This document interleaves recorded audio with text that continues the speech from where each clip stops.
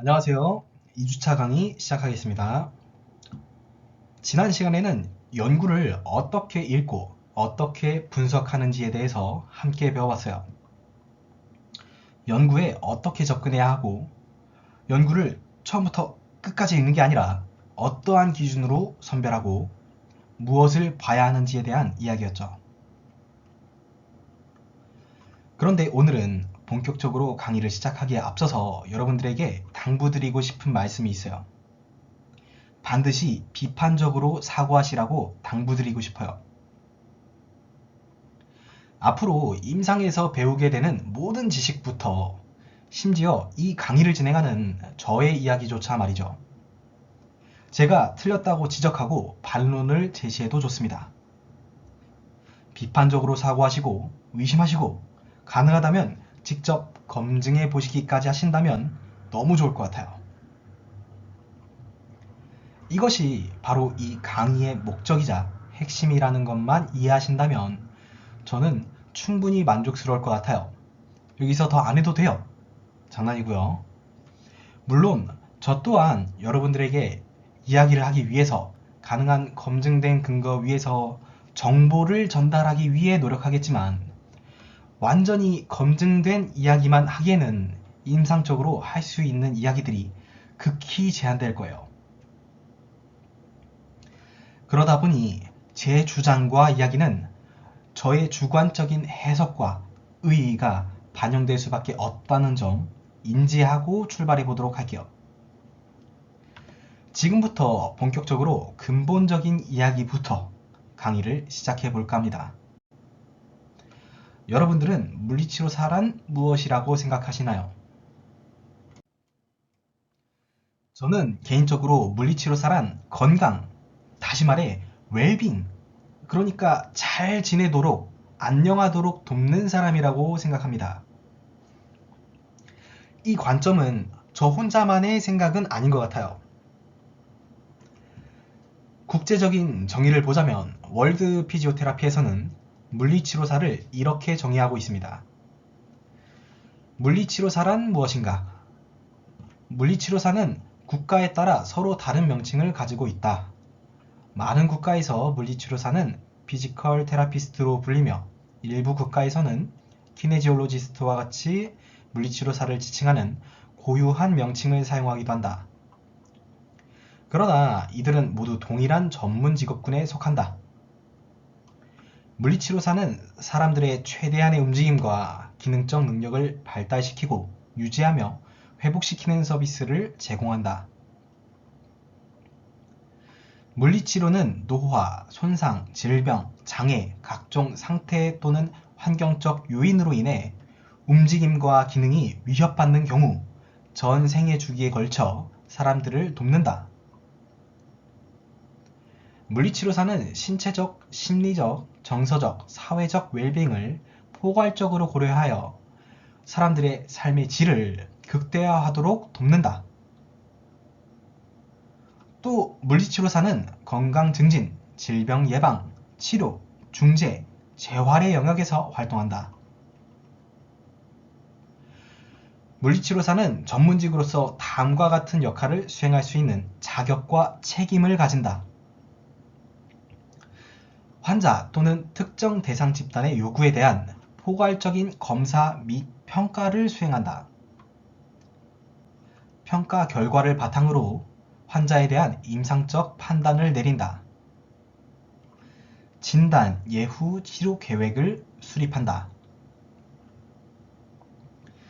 자신의 전문 영역 내에서 상담을 제공하고 필요시 다른 보건의료 전문가에게 의뢰가 필요한지를 판단한다. 물리치료 중재, 치료 프로그램을 시행한다. 시행한 중재, 치료의 결과를 평가한다. 자가관리를 위한 권고를 제공한다. 여기서 중요한 표현은 단순히 신체적으로 병적인 상태만을 치료하는 것뿐만 아니라 신체적, 심리적, 정서적, 사회적인 웰빙 이런 것들을 포괄적으로 고려한다는 부분과 또 필요시 다른 보건의료 전문가에게 의뢰가 필요한지를 판단한다. 또 자가관리에 대한 이야기도 굉장히 중요한 부분이라고 생각합니다. 또 미국 물리치료사 협회에서는 물리치료사를 이렇게 표현하고 있어요. 물리치료사는 질병, 손상, 그리고 움직임, 기능장애에 영향을 받는 다양한 환자 집단과 함께 일하는 면허를 가진 의료 전문가입니다. 물리치료사는 환자의 움직임 능력, 기능 수행 능력, 그리고 더 활동적인 삶을 살아갈 수 있는 능력을 유지하고 회복시키며 향상시킴으로써 삶의 질을 최적화한다. 여기서 역시 전반적인 웰빙에 초점이 맞춰져 있습니다. 이러한 글로벌한 기구들의 정의를 봐도 물리치료사의 역할은 더 이상 환자의 신체적인 질병 상태를 치료하는 것뿐만 아니라 전반적인 건강을 관리하는 더 큰 개념으로 확장되고 있습니다. 이 지점에서 우리는 지금 정말 환자의 건강을 다루고 있는지 살펴봐야 할 것 같아요. 쉽게 말해서 건강이라는 궁극적인 목표를 위해서 도수, 운동, 전기 등 뿐만 아니라 일상생활의 교정, 직업 환경의 수정, 심리적인 교육, 상담 이런 것들을 포괄적으로 제공하거나 선택적으로 제공한다면 가장 효율적인 조합의 형태로 제공하기 위해서 노력하고 계신가요? 또 필요하다면 다른 보건의료 전문가에게 적극적으로 의뢰하고 있나요? 아니면 어떠한 치료기법 하나에 매몰되어서 몇몇의 치료 항목과 기술, 방법론, 그리고 제한된 나의 역할 자체에만 매진하고 있진 않을까요? 여기서 나아가서 여러분들 임상에서 혹시 나 혼자서만 치료사고 나 혼자서만 치료하고 계시진 않은가요? 여러분이 근무하고 계신 병원에 의사 선생님의 진단과 치료가 여러분의 치료 계획에서 충분히 고려되고 함께 작용하고 있나요? 그리고 같은 물리치료사 사이에서도 역할이 분담되어 있다면 각 파트의 치료가 충분히 고려되고 함께 작용하고 있나요? 만약 치료를 나 혼자서만 한다고 착각한다면 여러분의 임상은 아마도 점점 더 미궁에 빠질 가능성이 높아질 거예요. 의사 선생님의 진단부터 약물, 인젝션, 시술과 수술까지 동료 치료사 선생님의 온열 치료 또는 전기 치료 그리고 나의 도수 치료까지 심지어 운동 치료까지 그리고 원무과 선생님의 친절, 미화원 선생님의 청소까지 이 병원의 구성원 모두가 하나의 의료체계 안에서 환자의 건강이라는 하나의 목적을 두고 함께 움직이고 있다고 생각해야 되진 않을까요? 추후에 이것에 대해서 꼭 다룰 이야기지만 이러한 접근은 실제로 치료에서 더 유리해지고 치료사 개인을 보호해주기도 해요. 이러한 접근은 제 생각이 아니라 미국에서 시작된 다학제적인 접근, 오스트리아에서 시작된 치료적 동맹이라고 불리고 있어요. 이 이야기는 추후의 강의에서 보다 자세히 다룰 예정입니다. 넘어가서 앞서서 물리치료사의 정의 그리고 역할에 대해서 이야기해봤다면 이제는 우리의 치료에 대해서 이야기해보고자 해요. 저는 개인적으로 우리의 치료가 환자가 본래의 지닌 힐링 캐파시티, 회복 능력을 최대한으로 끌어올려서 회복을 촉진하는 것이라고 생각해요. 앞에 보이는 사진은 영화 타짜에서 평경장 선생님께서 고니의 화투 실력을 아트의 경지로 끌어올려주는 그런 의미의 장면이에요. 우리의 역할도 다르지 않다고 생각해요. 우리의 역할도 환자의 회복 능력을 아트의 경지로 끌어올려서 회복을 촉진시키는 것이라고 생각합니다. 그러니까 구조를 직접 고치고 수리하는 사람이라기보다는 통증을 조절하고 움직임과 기능을 최적화해서 신체가 스스로 회복할 수 있는 최적의 환경을 제공하고 그 결과로 조직의 변화와 회복을 간접적으로 이끌어내는 역할에 더 가깝다고 생각합니다. 물리치료사가 조직의 회복을 전혀 다룰 수 없다거나 중요하지 않다는 의미는 결코 아니에요. 다만 조직 손상에 대한 1차적이고 직접적인 개입은 우리의 영역이라기보다 의사의 영역에 가깝지 않나, 그것이 보다 타당하다라고 생각해요. 본질적으로 물리치료사가 조직 자체에 개입할 수 있는 방식은 몇 없고 대부분 간접적이고 제한된 형태예요. 그럼에도 불구하고 몇몇의 임상가들은 실제 임상에서 조직을 너무 빠른 시간 내에 직접적으로 드라마틱하게 수리하려는 환상을 가지고 있는 것만 같아요. 이렇게 우리의 몸을 마치 기계처럼 뚝딱뚝딱 수리하려는 구조주의적 사고는 치료에 성공하던 실패하던 문제를 야기하는 것 같아요. 치료에 성공하더라도 마치 마법처럼 수분 혹은 수시간에서 단 며칠 만에 조직을 마치 기계공이 된 것처럼, 기계를 뚝딱뚝딱 수리한 것처럼 착각하거나, 치료에 실패한다면 실패의 원인을 환자와 치료의 맥락에서 문제를 찾는 것이 아니라 자신의 테크닉이나 기술, 숙련도의 문제로만 귀결시키고 자책하기도 하죠. 이러한 태도는 어느 쪽이든 상당히 잘못된 방향임에는 틀림없어 보입니다. 자, 그러면 본격적으로 방금 제가 주장했던 이야기에 대해서 예시와 근거를 한번 들어볼게요. 우리가 단시간에 조직을 직접적으로 수리할 수 있다고 가정한다면 우리가 가장 많이 다루고 접근하는 조직인 근육에서부터 이야기를 시작해 보려고 해요. 흔히 우리는 스트레칭을 해서 근육을 늘려준다, 어떤 근육이 짧아져서 그렇다, 이런 이야기들을 환자에게 밥 먹듯이 이야기하죠. 실제로 스트레칭을 좀 해주고 나면 즉각적으로 가동 범위가 늘어나고 움직임이 개선되고 통증이 줄어들기도 해요.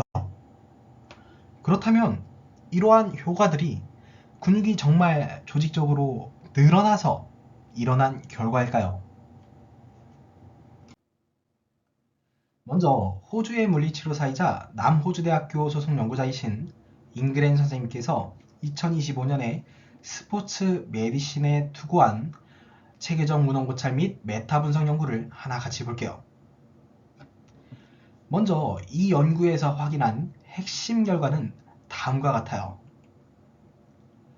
일회성 스트레칭이던 장기 스트레칭이던 근섬유 다발의 길이를 유의미하게 변화시키지는 않았다라고 보고했어요. 그러니까 우리가 생각했던 것처럼 스트레칭으로 근육의 길이가 길어지지는 않았다라는 거죠. 그런데 흥미로운 점은 관절 가동 범위, 즉 ROM에 대한 결과예요. 연구에서는 이렇게 보고했어요. 장기적인 정적 스트레칭 이후 증가한 관절 가동 범위는 전체적인 강성의 감소, 스트레치 허용도의 증가, 이 두 가지와 유의하게 관련되어 있었다.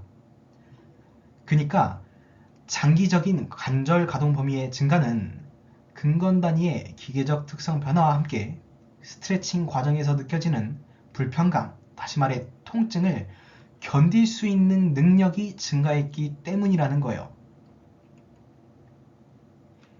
쉽게 말하자면 스트레칭으로 ROM이 개선되는 이유는 근육 안에 새로운 사코메어가 근절이 추가되었거나 근섬유 자체가 늘어났기 때문이라기보다는 신경계 조절의 변화, 근건 단위의 점탄성의 변화, 전체적인 강성의 감소, 이러한 요인들에 의해서 ROM 향상에 더 큰 역할을 했을 가능성이 높다라고 이야기했어요. 다음으로 근육이 늘어난다는 개념을 설명하고 주장하려면 근막의 이야기를 하지 않을 수가 없겠죠. 근육을 늘리려면 그 근육을 싸고 있는 막도 같이 늘어나야 하니까요. 독일의 울름대학교 소속 연구자이자 근막생리학 연구의 대표적인 학자인 로버트 슐라이프 선생님께서 2003년에 발표한 연구에서는 근막 또한 스트레칭이나 도수적으로 늘리기에는 상당한 어려움이 있을 거라고 이야기하고 있어요. 연구에서는 콜라겐 섬유를 제한된 시간에 영구적으로 늘리려면 3에서 8%의 섬유 신장이라는 매우 큰 장력이 필요하다. 혹은 1에서 1.5%의 섬유 신장이라도 1시간 이상 지속되어야 한다 라고 보고했어요. 또 2분 이하의 이러한 빠른 조직 변화는 틱소트로피라는 모델, 즉 가만히 두면 점점 밀도가 증가해서 단단해지고 힘을 가하면 점도가 점점 감소해서 부드러워지는 이러한 성질을 설명하는 모델로는 설명하기가 어렵다라고 이야기했어요. 이러한 결과의 해석으로 즉각적인 근막의 변화는 기계적 특성만으로는 설명될 수 없다라고 말했어요. 이어서 근막은 수기 압력에 반응하는 기계 수용기가 매우 풍부하게 포함되어 있었다라고 해요. 이 감각 수용기들은 자극이 되면 교감신경의 긴장이 감소하는 것으로 밝혀졌어요. 따라서 수기 자극은 해당 조직과 기계적으로 연결된 모터 유닛의 긴장도 변화를 유발하는 것으로 보인다. 이렇게 보고했어요. 그러니까 쉽게 말해서 근막을 영구적으로 변형하려면 매우 강한 힘이 필요해서 수기적으로 어려워 보인다라는 거예요. 이러한 물리적인 관점에서 볼 때 스트레칭도 마찬가지일 것 같아요. 여기서 저는 매우 강한 힘이 필요하다라는 건 알겠는데 그래서 그게 얼마나 필요하길래 그래? 3에서 8%가 도대체 어느 정도의 힘이 필요한데? 라는 의문이 들었어요. 그래서 찾아보니까 아마 똑같이 궁금하셨던 것 같아요. 로버트 슐라이프 선생님께서 다른 연구자들과 함께 2008년에 투고한 연구에서 관련된 이야기가 나왔어요. 허벅지 근막 1%를 변형시키기 위해서 9075N, 그러니까 킬로그램으로 환산한다면 925kg 정도의 힘이 필요하다고 보고했어요. 그 정도라고? 크고 강한 허벅지 근막에서의 특수성 때문 아니야?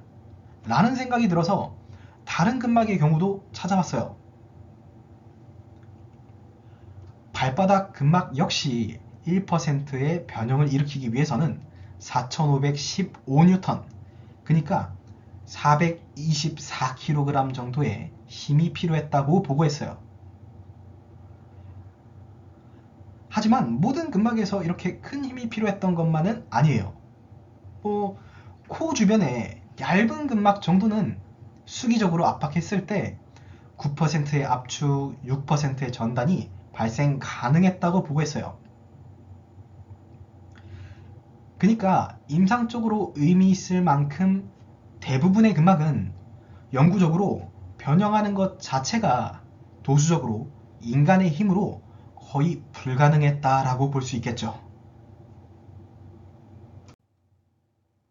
이렇게 근육과 근막뿐만 아니라 더 강한 결합 조직인 힘줄과 인대 같은 조직 또한 인장력과 강도가 매우 크기 때문에 인간의 힘으로 치료실에서 특히 단회성만으로는 근육과 근막에 정상적인 방식으로는 영구적인 구조적 변형을 일으키기에는 한계가 있어 보여요.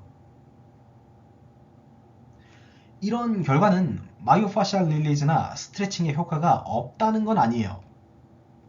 다만 그 효과의 기전이 우리가 생각했던 것과는 조금 다르다는 것을 의미할 것 같아요. 분명 스트레칭과 마이오파셜 릴리즈는 유연성의 유지나 관절 가동 범위의 향상, 스트레칭 허용성 증가와 같은 역할을 하는 것으로 보여요.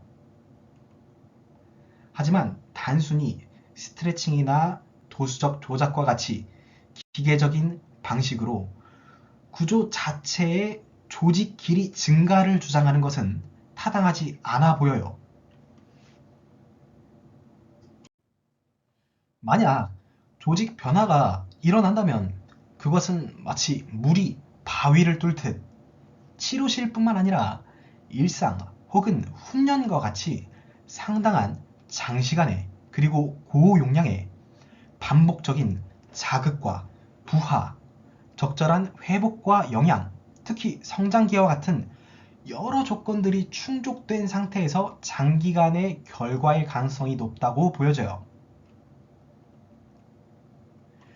쉽게 말해 정말 조직의 영구적인 신장을 일으키길 원한다면, 말 그대로 근육을 늘리고 싶다면 치료실 안에서의 조작뿐만 아니라 환자의 대부분의 일상을 차지하는 병원 밖 영역에서의 상당한 개입이 필요하다는 거죠.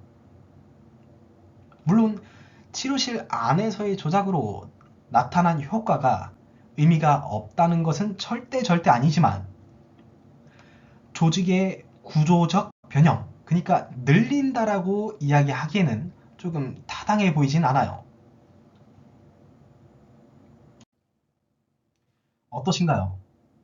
이러한 고찰 이후에도 저도 사실은 환자들에게 설명을 쉽게 하고 이해를 돕기 위해서 어떠한 근육이 짧아졌다, 그래서 이 근육을 늘려야 된다, 이러한 표현들을 여전히 사용합니다. 환자분들에게 근육은 사실 이렇게 늘어나지 않습니다. 1톤의 힘이 필요합니다. 이런 식으로 이야기하다간 여러분들의 생계가 위험해질 수도 있어요. 그리고 치료적인 측면에서도 환자의 머리를 복잡하게 만드는 것이 그다지 도움이 되지 않는 것 같아요. 본질적으로 이러한 고찰은 환자에게 설명하기 위함이 아니잖아요. 물론 친절하고 자세한 설명이 때론 도움이 될 수도 있지만 과유불급이라고 과도한다면 독이 됩니다.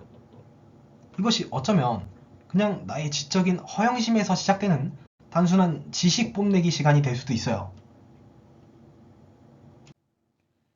그러니까 이 연구들과 임상적인 고찰이 주는 의미는 개인적으로 저는 제 생각입니다. 병원 밖, 그러니까 일상에서 ADL에서의 개입, 가정운동 프로그램이 너무나도 중요하겠구나 라고 생각했어요. 내가 병원에서 한 행위는 중요하지 않다는 것이 아니라 나는 병원 안에서는 신경계 조절의 변화, 근건 단위의 점탕성 변화, 전체적인 강성의 감소, 이러한 기전의 관점으로 접근해서 RON 증진이라는 효과를 이끌어내야겠다라고 생각했어요. 환자가 주 3회 1시간씩 치료를 받아도 일주일 168시간에서 고작 3시간이잖아요. 그죠? 정말 조직 그 자체의 변화를 일으키기 위한다면 뭐 그런 경우가 있을 수 있잖아요. 그러한 경우에서는 치료실에서 비명을 지르는 환자의 입을 틀어막고 더 강하게 찢는 방식이 아니라 병원 밖에서의 개입이 너무나도 중요하고 필요하겠다, 강조해야 되겠다 라는 생각을 했어요. 지금까지 길게 많이 이야기했지만 결국에 오늘 이야기한 내용이 우리가 치료적으로 사용하는 스트레칭이라는 행위 자체를 선택하는 것에 대해서는 큰 변화를 주진 않을 것 같아요. 하지만 용법과 용량, 그리고 접근 방식과 태도에는 어떠한 영향이 있었을 거라고 생각해요. 어떠셨나요? 이렇게 근육을 늘린다는 정말 당연시 말하던 어떠한 관념 하나만을 가지고도 저는 그동안 안다는 착각을 하고 있었다. 그저 익숙했던 것 뿐이었구나. 라는 생각이 들었어요.